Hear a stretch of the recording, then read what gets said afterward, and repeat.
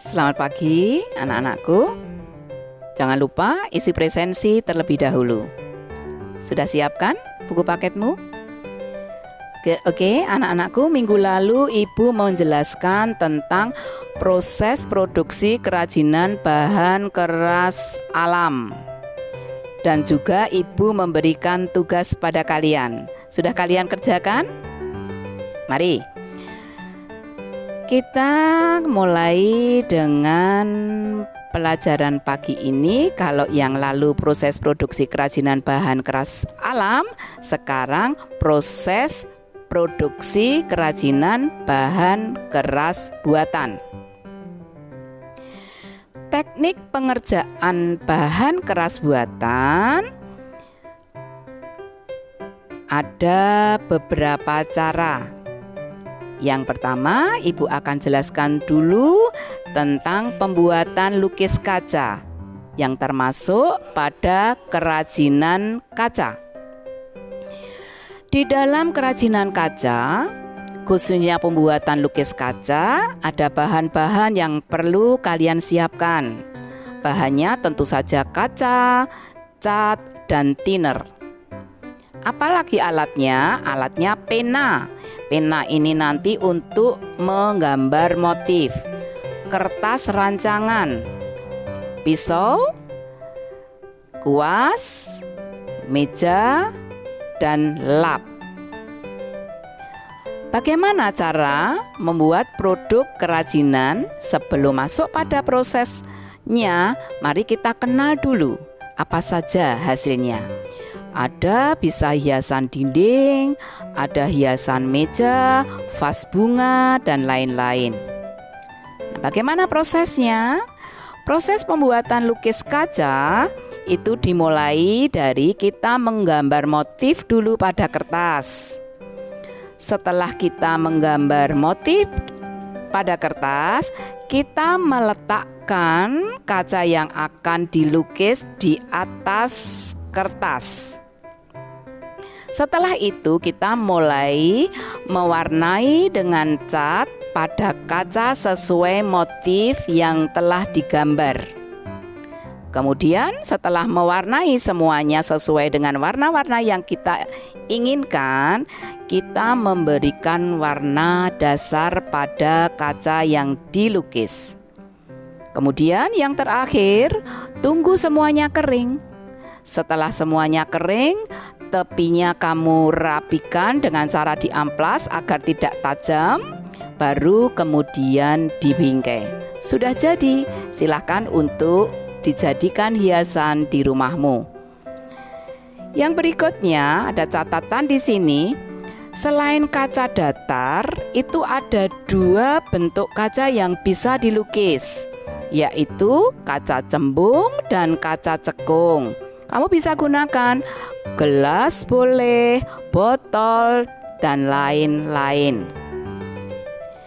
Kerajinan keras yang berikutnya dari bahan alat buatan yang berikutnya adalah kerajinan logam. Apa saja bahan yang perlu disiapkan? Yaitu aneka logam dan cat. Dan alatnya gunting seng, cetakan, kuas, dan sebagainya. Bagaimana proses produksinya? Proses produksi, sebelum masuk proses, Ibu kenalkan dulu apa saja toh hasilnya.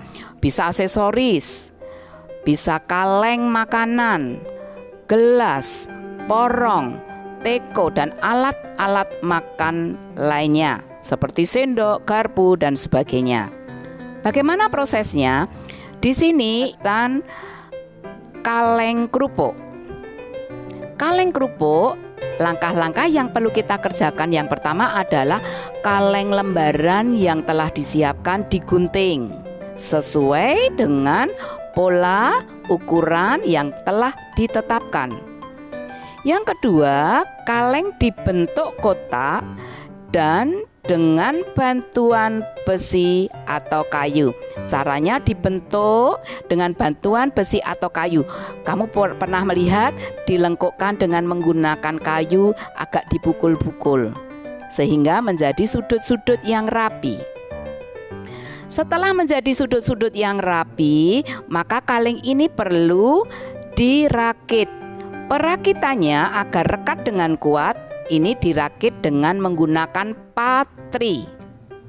Setelah semuanya terakit dengan baik, maka kita selipkan kaca pada salah satu sisi kaleng.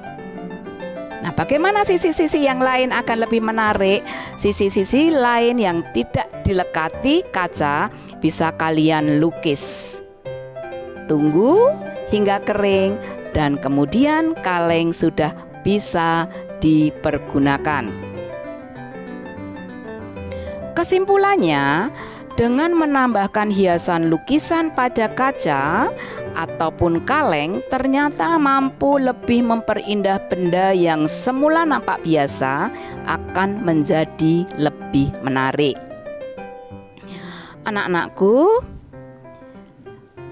ada tugas untuk kalian, 2 yang perlu kalian ingat. Minggu depan kalian ulangan yang ketiga. Bahannya proses produksi kerajinan bahan keras alam dan buatan dari kayu, bambu sampai pada logam. Sedangkan minggu berikutnya lagi ulangan yang keempat.